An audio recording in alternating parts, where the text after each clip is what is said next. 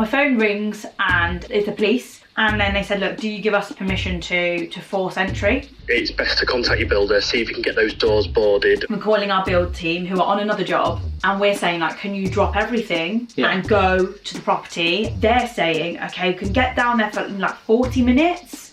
And I'm thinking, oh my gosh, 40 minutes, like the guy's gonna come home. I'm not asking you to pay. It's a civil matter, it's a civil matter. Mm.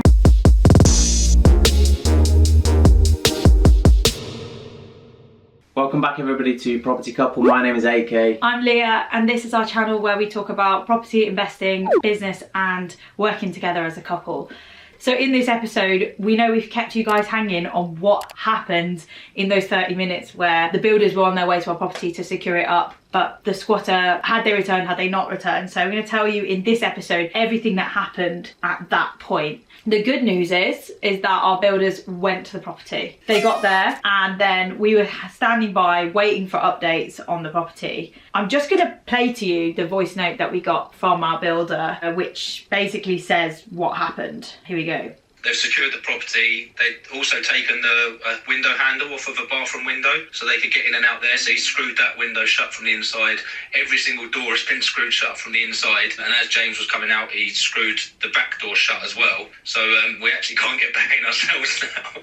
We've also had the main fuse has been pulled out. They reckon that they've possibly already started stripping scrap metal out. They've started up in the loft. He said it looks like there's some lead bits missing, some pipe work missing and stuff like that. So I'll have to cross-reference my video I've got of being up in the loft to see if anything has been disturbed. But he said they seem to know what they're doing because they've isolated the fire alarm and they've done bits to the electrics already.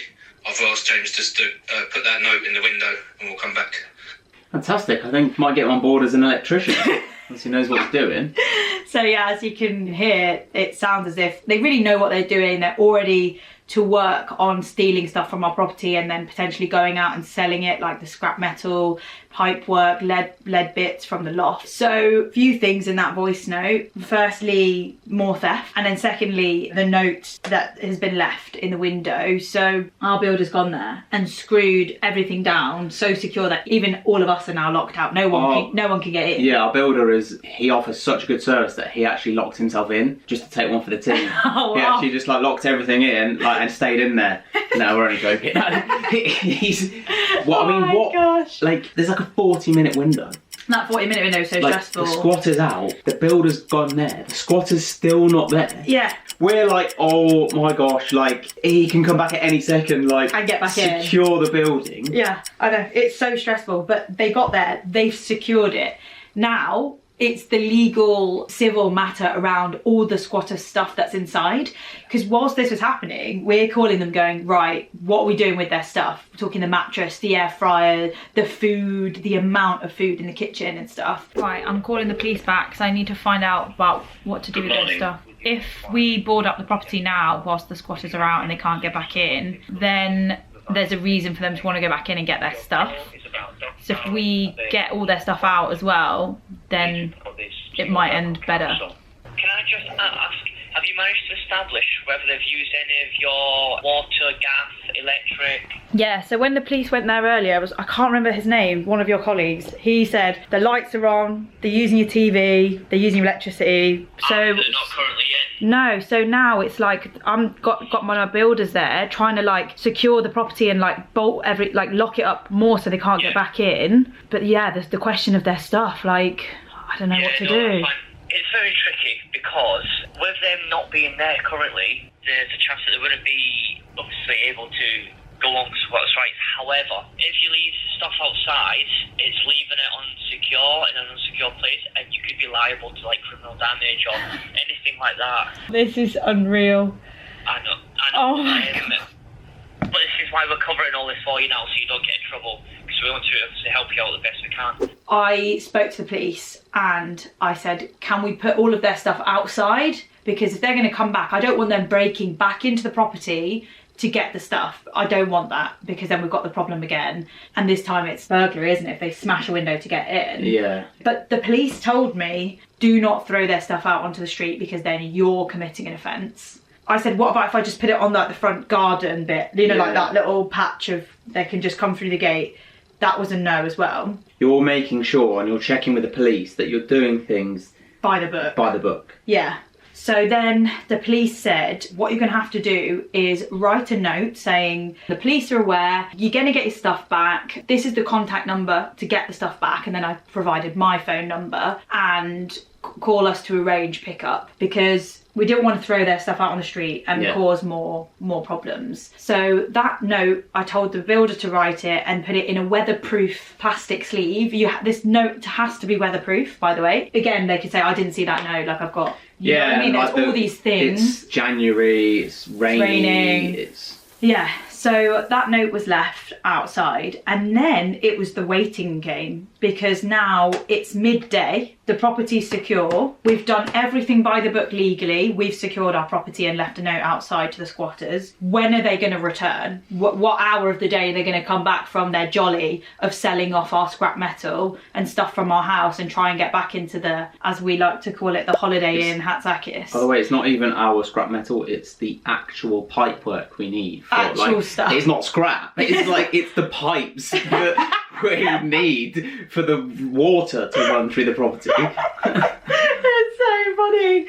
At this point, I cannot tell you how many conversations I've had with the police, because every time there's another update, I'm having to call them. You've got them on speed dial. I have the Humberside police on speed dial, and I'm like, hi, it's Lia and AK, crime reference number, blah, blah, blah, blah. Need to make an addition to this statement. You were so good at it. I was literally just like, it's DCI Hatzakis, because you were just like, you were like, all right, Jane, yeah, it's Article 31, 747 insert at 4.3, and I was like, wow. Anyway, so we've still got the civil case of what we're going to do with the squatter's stuff, and when is the squatter going to come back, and is he going to break in?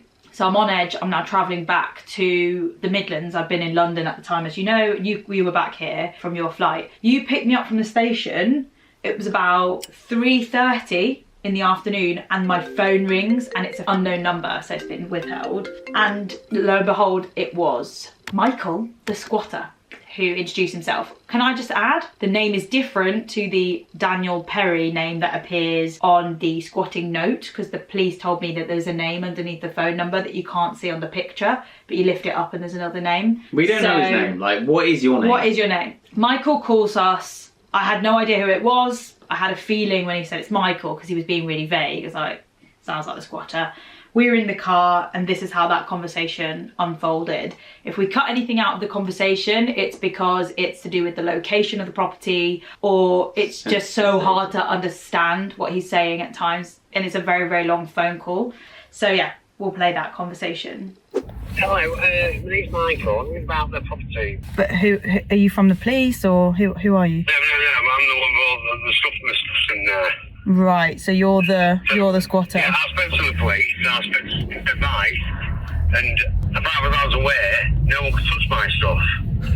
Yeah, no one has touched your stuff. Well, someone's locked me. Well, hopefully I'm not being locked out. Unfortunately, you've got no rights. You've got no rights to be on that property. I do, because you've left it unsecure.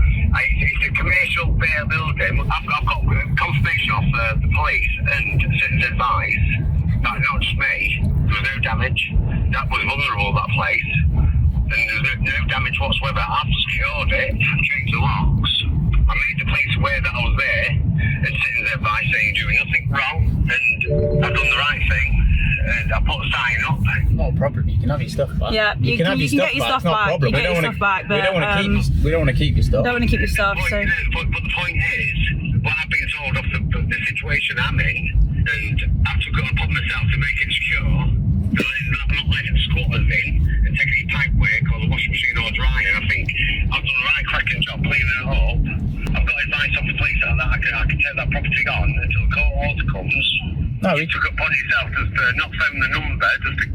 No, I do apologise for obviously securing our property, but I think we're not here to obviously do anything wrong. So what we want to do is obviously give you your stuff back. So it's not a problem. So we can obviously arrange for that. No, it's not about the property. It's not about my stuff. Oh right.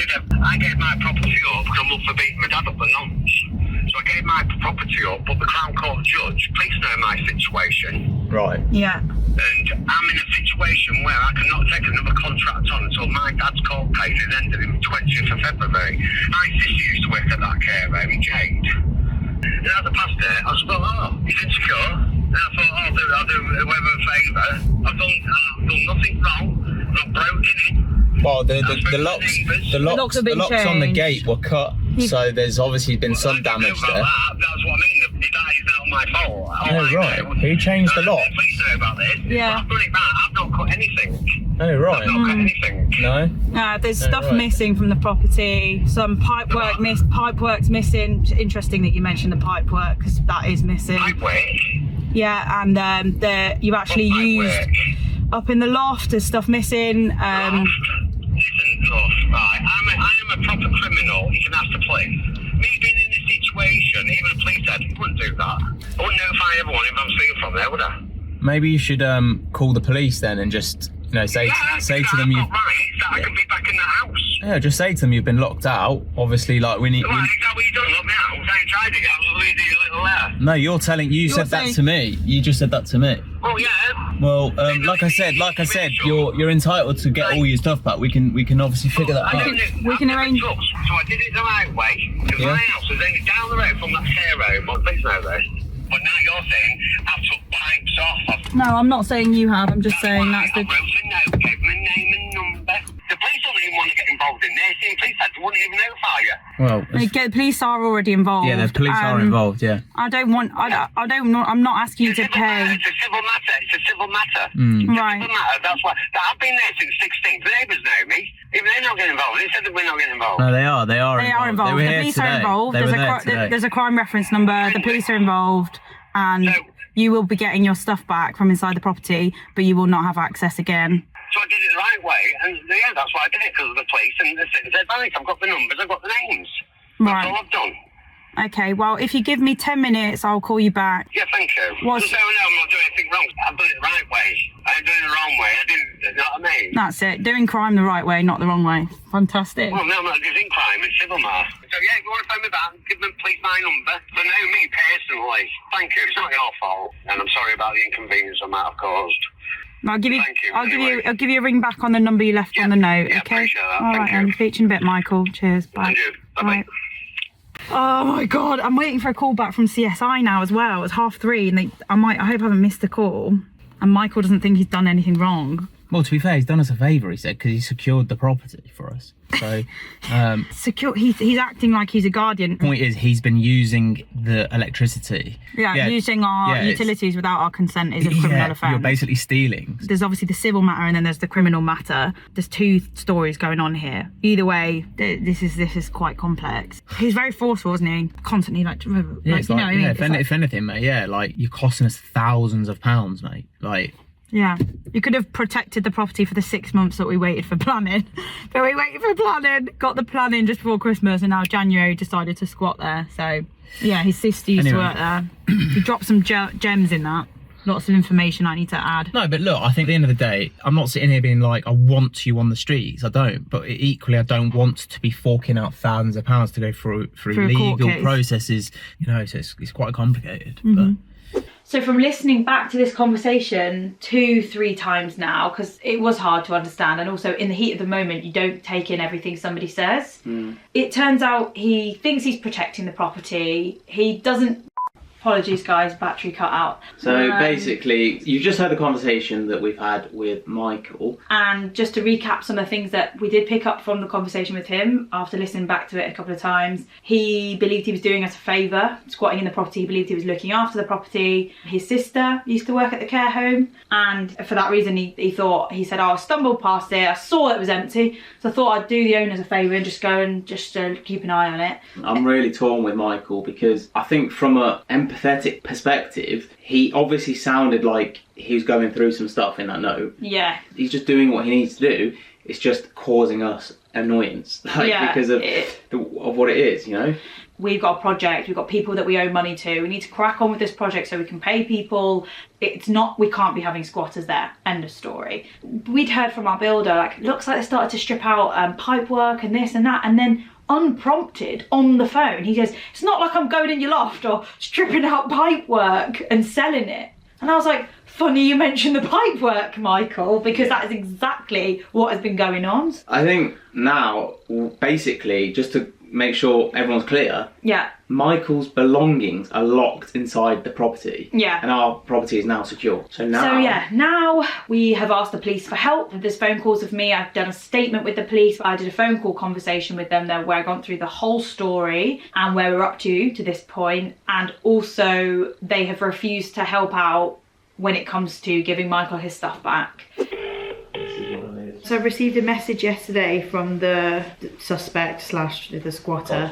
He wants to go back to the property to collect his belongings. If the suspect wanted access to his belongings, to remove all of them, and I wondered if the police would be able to be present for that. That's not something that we would assist with, I'm afraid. Police don't get involved with anything to do with property, I'm afraid. So we've got no choice but to go and give him the stuff back ourselves, unless we start paying a legal team to organise the handing back of the stuff, which seems ridiculous. No. As long as the property's secure, he doesn't come back inside and we give him his stuff back, I know there's a lot of it, that's the only choice we've got. So join us in the next episode where we drive up to Grimsby to meet Michael and hand over the stuff. And if he's up for it, we're going to ask him to tell his side of the story on camera. So see you in the next episode. See you in the next one. Bye. Bye.